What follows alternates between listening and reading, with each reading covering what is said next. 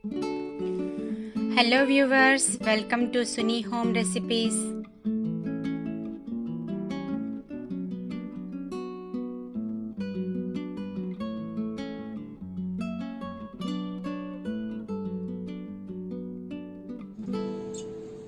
ఈరోజు మనము బియ్యం రొట్టెలు చేసుకుందామండి. రైస్ ఫ్లోర్ రోటీస్ ఎలా చేయాలో చూద్దాము. ఇక్కడ ముందుగా ఒక బౌల్ తీసుకున్నాను. ఇందులోకి 2 కప్పులు రైస్ ఫ్లోర్ తీసుకోవాలి.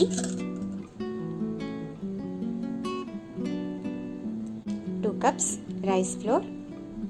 ఇందులో మనము కొద్దిగా కారం పొడి వేసుకున్నాము.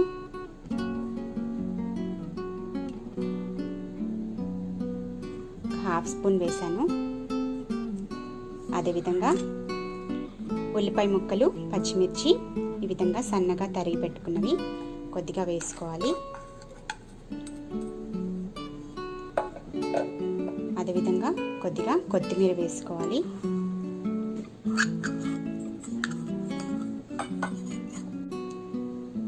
కొద్దిగా జింజర్, తురుముకున్న జింజర్ వేసుకోవాలి.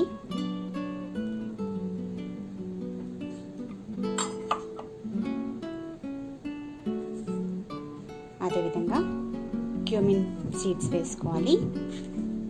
కొద్దిగా వేసుకుంటే సరిపోతుంది. అలాగే ఇక్కడ నేను శనగపప్పు వేస్తున్నానండి. ఒక అరగంట నానబెట్టుకున్న శనగపప్పు ఒక 3 స్పూన్లు వేస్తే సరిపోతుంది.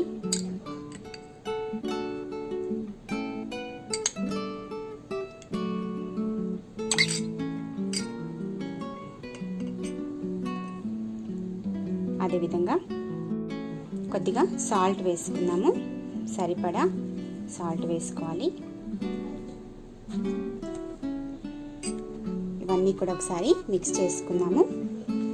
బాగా పిండిలో కలిసేటట్టుగా మిక్స్ చేసుకుందాము.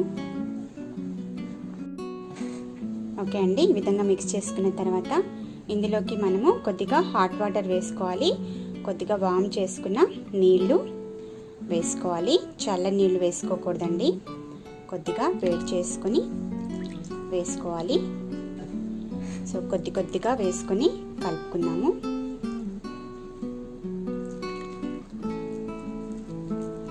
ఈ విధంగా బాగా మిక్స్ చేసుకోవాలి. పిండి ముద్దలాగా కలుపుకున్నాము.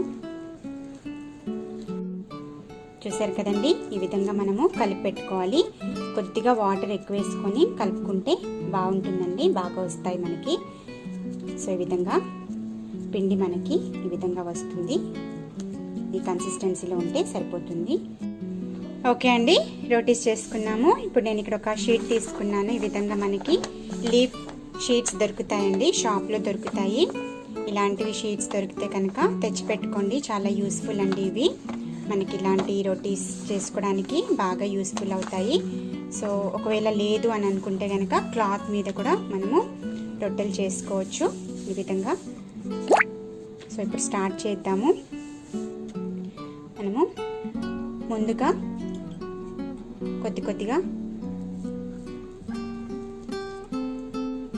ఈ విధంగా పిండి తీసుకోవాలి.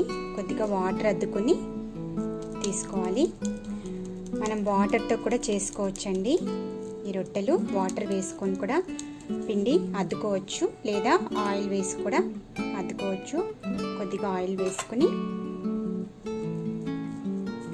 ఈ విధంగా తీసుకొని మనము ఈ విధంగా ప్యాక్ చేసుకోవాలి. ఈ విధంగా ప్రెస్ చేసుకొని పల్చగా అద్దుకుంటే సరిపోతుంది.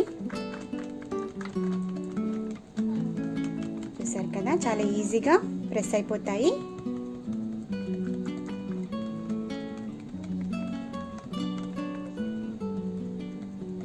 ఈ విధంగా చేసుకుంటే సరిపోతుందండి. కొద్దిగా వాటర్ ఎక్కువ వేసినందువలన మనకి ఈజీగా ప్రెస్ చేసుకోవచ్చు.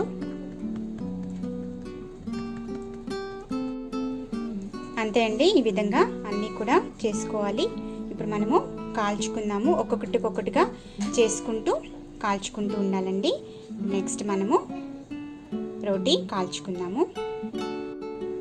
ఓకే అండి, ఈ విధంగా మనము ప్యాన్ పెట్టుకోవాలి. కొద్దిగా హీట్ అయిన తర్వాత కొద్దిగా ఆయిల్ వేసుకుందాము. దీని మీద ఈ విధంగా షీట్ ఉల్టా వేసుకొని ఒకసారి ప్రెస్ చేసుకోవాలి.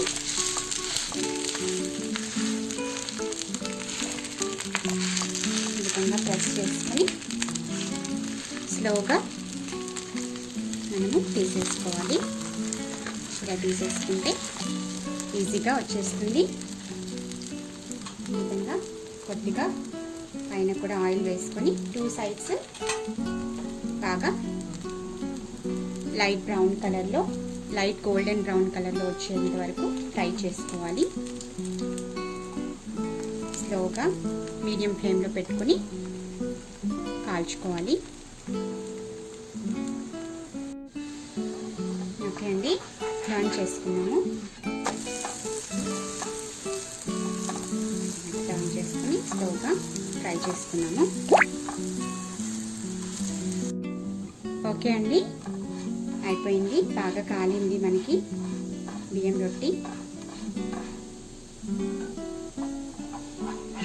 రెడీ అయిపోయింది. ప్లేట్లో సర్వ్ చేసేసుకోవడమే. అంతే అండి, చూసారు కదా. ఈ విధంగా మనము రైస్ ఫ్లోర్తో రోటీస్ చేసుకోవచ్చు. బియ్యం రొట్టి అని అంటారండి. సో మీరు కూడా ఈ విధంగా ట్రై చేసి చూడండి, చాలా టేస్టీగా ఉంటుంది.